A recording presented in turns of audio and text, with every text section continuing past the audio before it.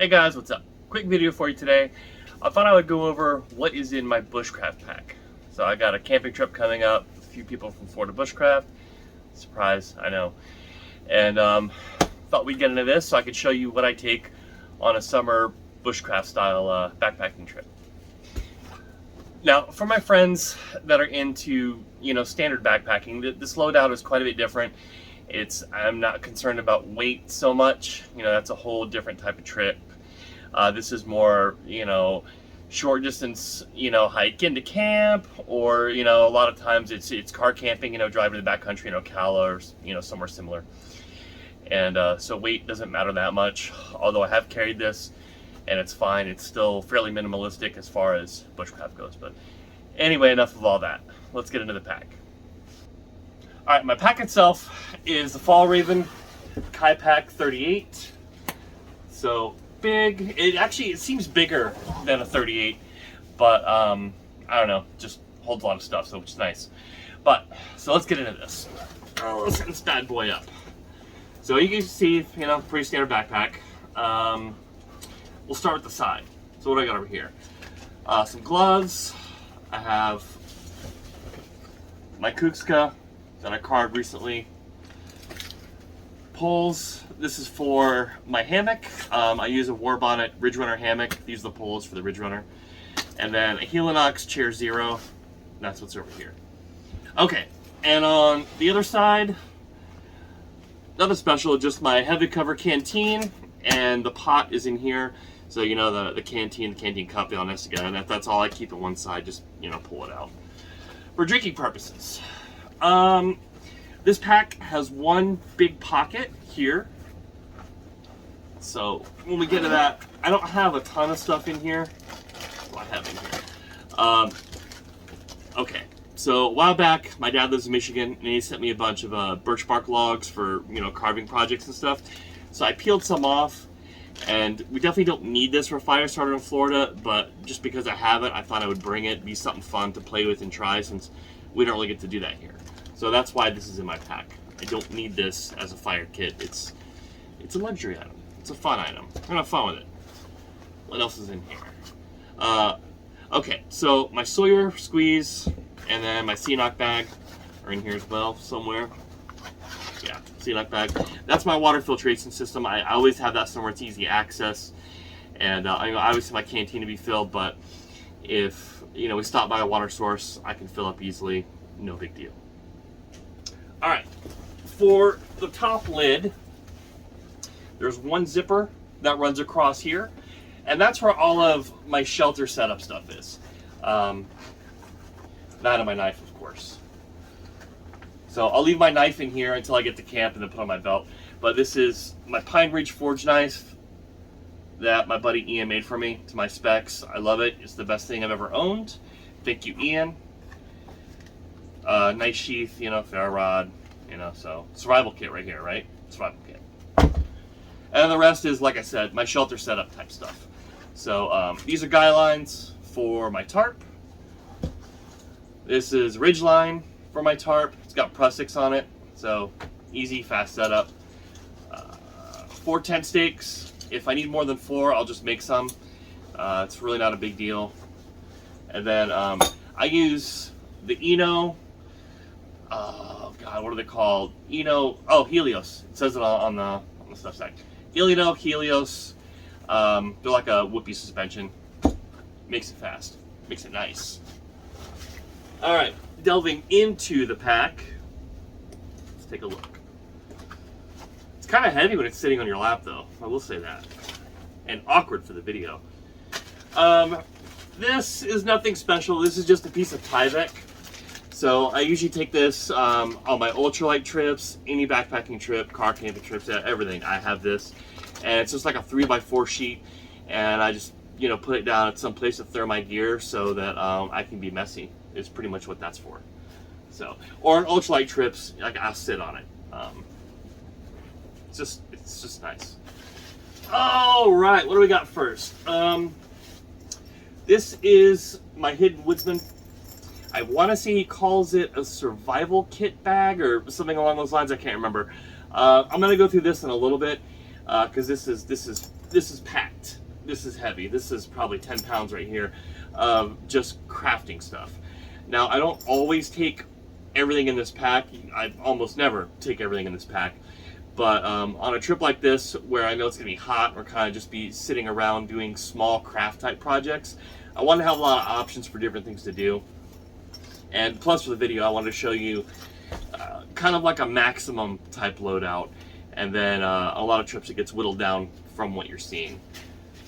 What's here? This is just a bag of clothes, extra t-shirt, underwear, socks, and like some running shorts. So you know, it's in the 90s, over 100 degrees during the day, so I'm not going to be really wearing pants or anything.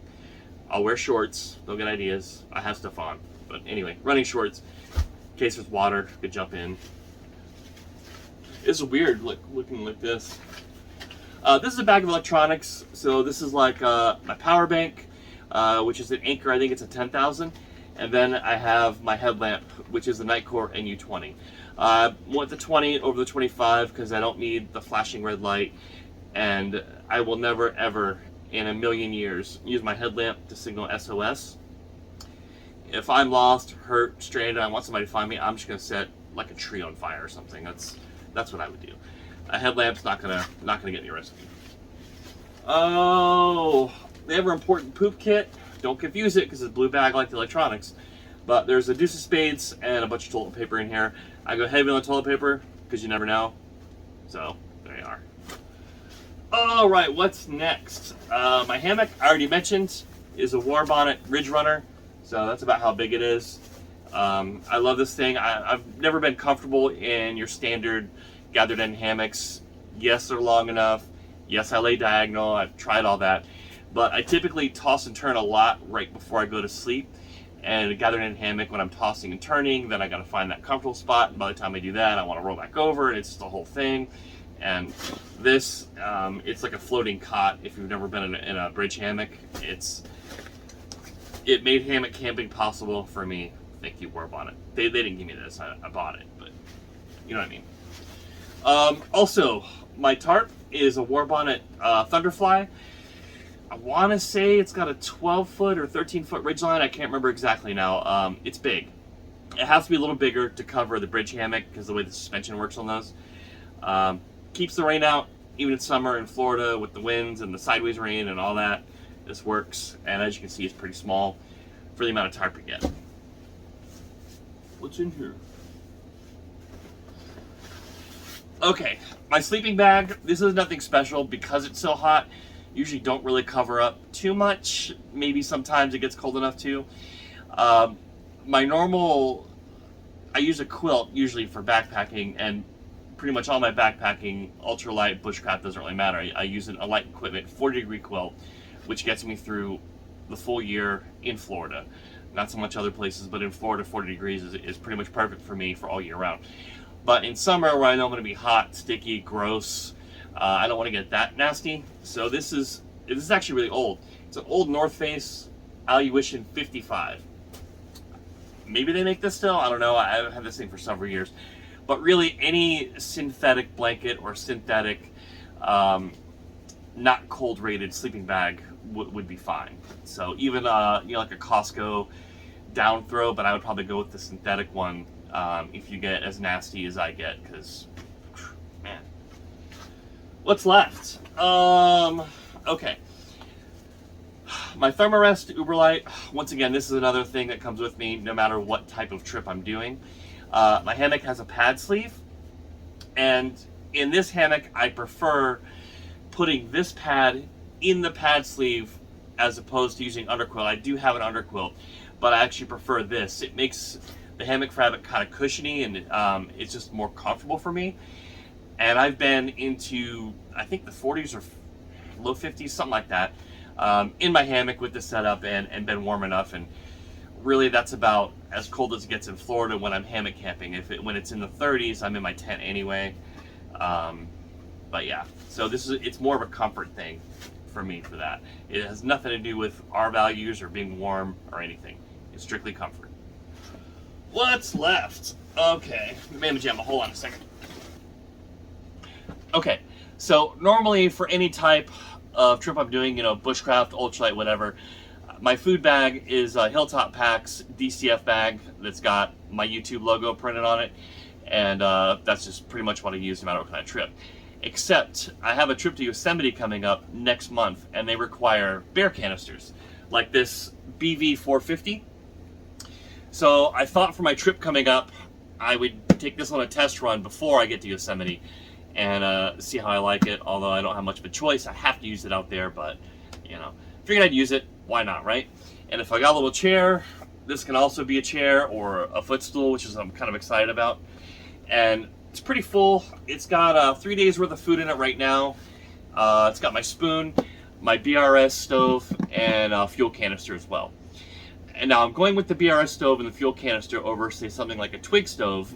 That would be way more bushcrafty because we're expecting rain. It's summer in Florida. It's gonna rain. That's just how it is. So with the canister stove, I feel a little more comfortable about cooking or making coffee or whatever under my tarp. I just don't want to have open flames under my shelter. I paid a lot of money for this stuff, and I don't want to watch it explode into fire. That would suck. So, BV 450 and a fuel canister. And that's pretty much it, except we're going to dive into this guy real quick. Now I could probably do a whole video just on this pack that I take with me for craft projects. Like I said, I'm pretty sure Hid Woodsman calls it the survival pack or something. So in this pocket is my whittling glove and thumb guard. In case you haven't seen me whittle, it's thumb guard. And I cut myself a lot before I started using these things. So now I use these, I don't get cut, no trips to urgent care, no stitches. All right, open this bad boy up. And once again, this is fully loaded. I usually do not have this much stuff with me. But here you go. For this trip coming up. So right out of the gate, let's go, we'll work our way that way. So a big auger, big Scotch auger for, you know, if we're gonna build camp furniture. A little one used to make that yo-yo in that video I did recently. This is a dowel with some pretty aggressive sandpaper on it, used for sharpening my hook knife, and I will probably pack another bag full of gouges and such, depending on if I think I'm going to carve, and I forgot to do that for this video. This is a strobe that I've already hit with some compound again. A small whetstone. You can use it like the same way people use pucks, you know, so you got your axe, you know, like that. And Baco Laplander, a bunch of cordage, more a hook knife, Swiss Army knife. This is my whittling knife, which is an OCC Tools rough out knife. I have a mechanical pencil, pocket bellows, piece of fat wood, and a small fire kit that I threw together for this. So it's got a backup ferro rod, a lighter, Pine Ridge Forge, flint and steel, well, it's chert and steel, I guess, and a little bit of char cloth.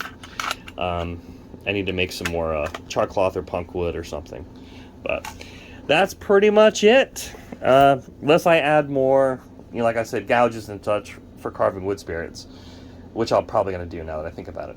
So, okay, now some of the stuff does get changed out occasionally. Like for instance, if we're car camping in Ocala, kind of like an overlanding type trip, I'll leave the Helinox chair at home and bring a full-size camping chair. The other thing would be a knife.